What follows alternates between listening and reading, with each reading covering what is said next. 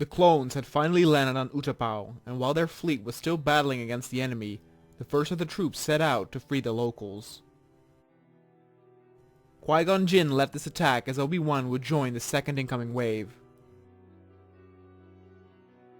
The Pauans built their cities inside the planet's craters, as they preferred the dark, and so they would have to battle layer for layer downward to liberate the area. First, the outer and upper rings needed to be secured.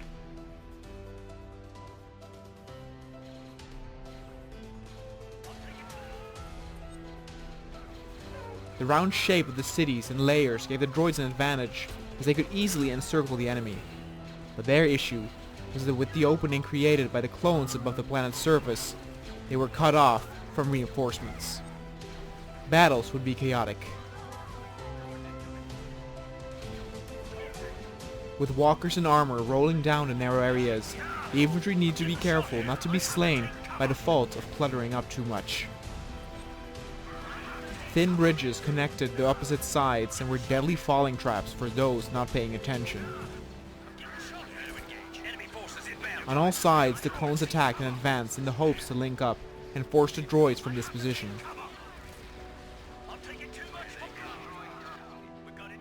The CIS had all sorts of units positioned up top, including heavy armor, spider droids, and super battle droids. The Republic answered with deploying a few ATTEs that had incredible trouble maneuvering through the area, but served well as powerful turrets suppressing and destroying the enemy's more powerful units. The clones used their own armor as cover when it was not provided by the environment in some places. It was important to seize and secure the upper control post, as they would give access to entrances towards the lower levels and freeing some of the held locals. But of course this area was well defended, and not enough armies had linked up yet to prove a powerful attacking force. Qui-Gon ordered the clones to wait to proceed up the stairs until more clones had assembled near that area.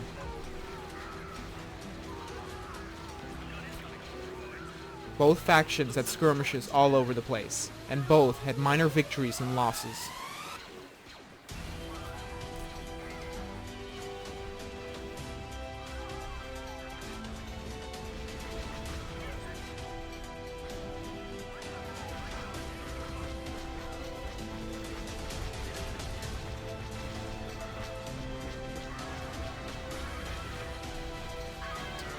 The front shifted in the favor of the clones, but only little by little.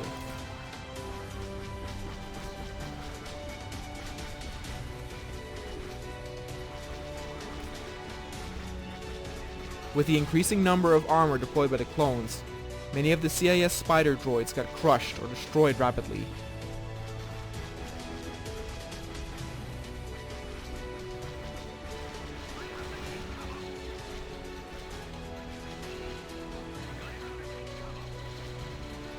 Many of the droids stuck to the walls as the clones spread out and secured each sector.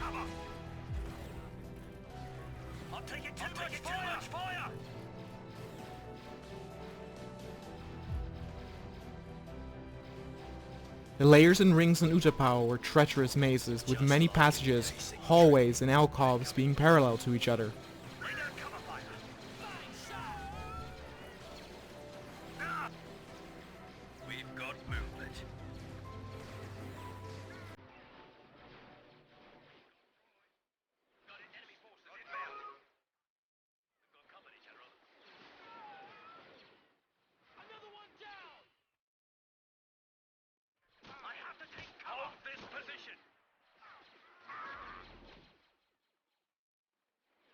Several squads of clones had linked up across the upper ring, and were heading left and right to reinforce their troops at certain pockets where enemies were still holding out.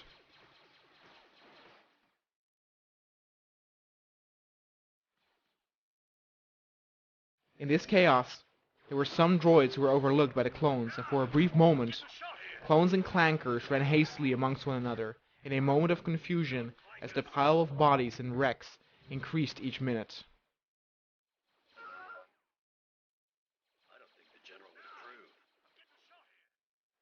Enough clones had assembled near the entrance towards the control post to get green light on advancing. but shortly after, they came to a halt at a large staircase that would lead to where they needed to go. The narrow space proved the clones' superior numbers obsolete, as the droids had spread out all across the stairs to create a deadly barrier. The clones chipped away at their numbers, but lost many of their own in the process.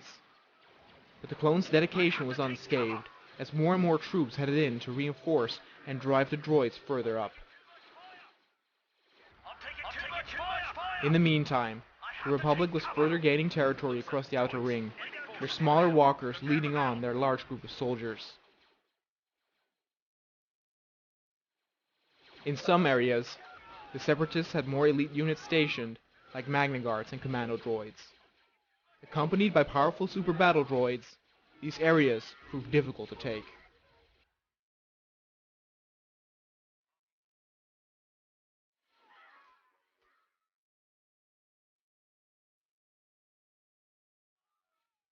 The front of the clones' advancing army was constantly bombarded with wrist rockets and blaster fire, but for every fallen trooper, 3 more took his place in reinforcements, as the second wave had successfully landed. The clones at the staircase towards the control post had finally managed to drive the droids further back so they could advance. But at the top, they were confronted with a new problem, as there was no cover and the enemy could focus all its fire on the staircase area and shoot whoever showed his face freely. The first to reach the top got wiped out instantly, and the clones found themselves pinned down despite their numbers. But one of the officers saw a weakness in the droids' attempt, as they were in range of the cannons of their fleet up above. An airstrike was called in that blew the unsuspecting droids to pieces.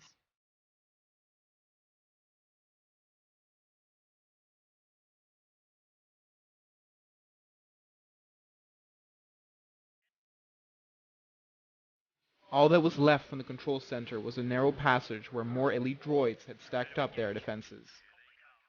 The clones were without cover and easy targets, but brute strength and overwhelming numbers would have to achieve victory here.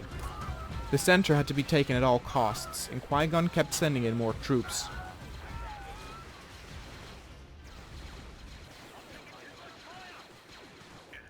Like a swarm, the clones kept on pushing and pushing, and won ground 1 inch at a time.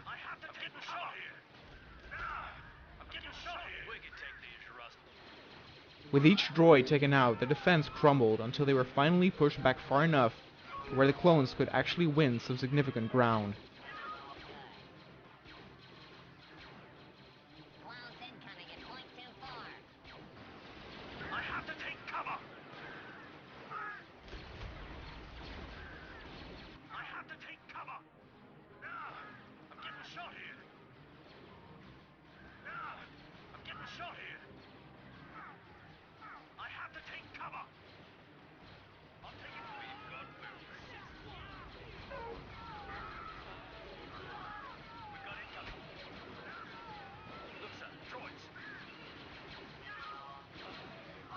The clones shot at some of the retreating droids as they received orders to hold a new line at the center itself.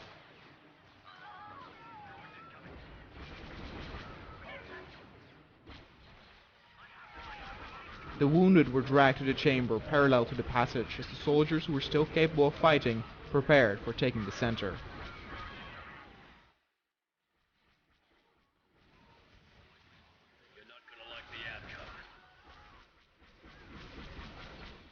But here, they found the exact same problem with the staircase as before. The droids had a perfect angle to shoot at any enemy who arrived at the top of the stairs.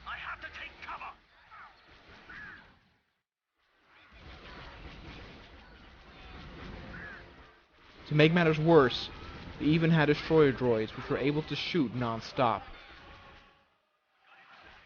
The clones tried to spread out, but many were shot in the utter chaos.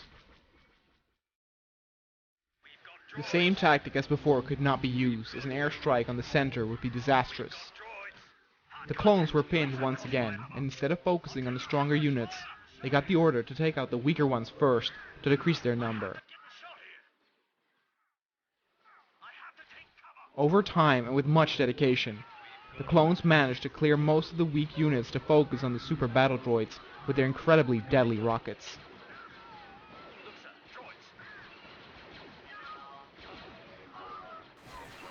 Its thick armor withstood a lot of punishment dealt out by the clones, but eventually it gave way, and the clones managed to get a breakthrough as the droids started to lose numbers fast. The center had been taken, but at the stairs remained the apparent cost it took to achieve it. But there was little time to rest, as now the lower layers and parts of the city needed to be liberated. Qui-Gon set up at the control center, and ordered the first of the lower entrances to be opened to give the clones a way into the lower areas.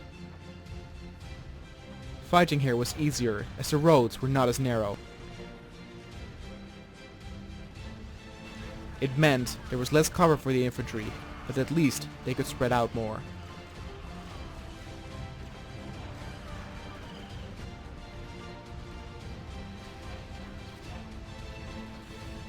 Fighting would be done amongst the Pau'ans' own homes, but the clones were ever so vigilant to see these battles through to the end.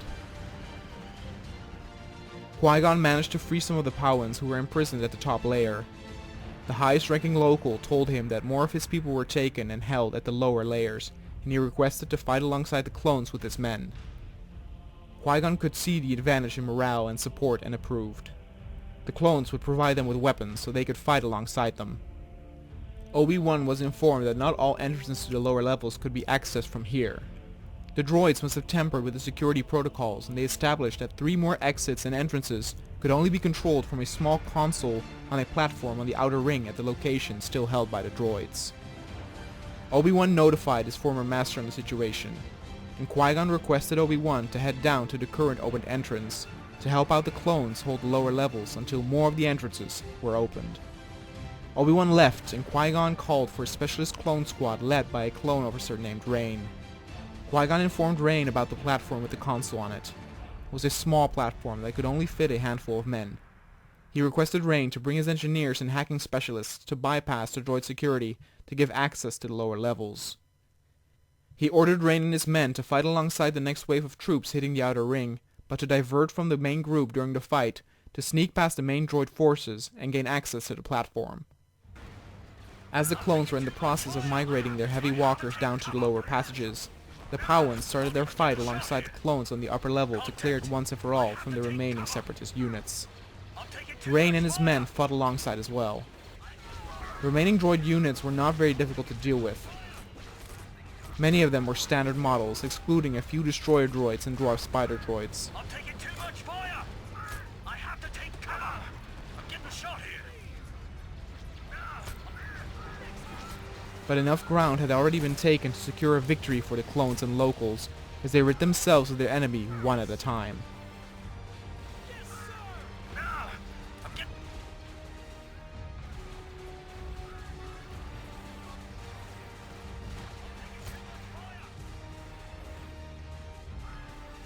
Meanwhile, Obi-Wan had taken over the lead in charging down the lower environments as the clones were starting to push the droids back. Bridges and walkways connected the lower levels as well, providing shortcuts for troopers and walkers. The droids sent in more troops from the inner circle as the first of the Republic's heavy walkers headed in to pulverize its enemies. The wide space was perfect for this armored tyrant, as the top gunner had great overview. It was even wide enough to have several small walkers and even armor, like the TX-130, roll in beside it. Rain and a detachment of clones had broken off from the main force to head towards the platform mentioned by Qui-Gon. Their route was longer, but not as well protected. Enemy contact! We've got incoming! Enemy contact! Enemy force to be real. However, their smaller number did mean that the droids proved more of a challenge. Rain lost multiple men in these skirmishes to reach the platform, including 2 of his engineers. We've got clankers! There were still others who remained as the clones eventually were able to push ahead. They were almost at the platform, there were no droids in sight. But this was a trap set up by the Separatists, as 4 destroyer droids were waiting to ambush their prey as they came closer. Once Rain and his remaining men passed them, the destroyers revealed themselves, activated their shields, and pointed their guns upward. For a moment, Rain thought it was all over in a flash, but to the clones' confusion, for the next seconds, nothing happened. The destroyer droids just stood there, guns pointed at their target, but not moving. Lethato, one of Rain's captains, asked what was going on. Rain was as perplexed as his men. One of his engineers said it must have been a malfunction, but a malfunction on all 4 destroyers was weird indeed. When asked if the clones should destroy the droidicas, Rain answered that they shouldn't bother.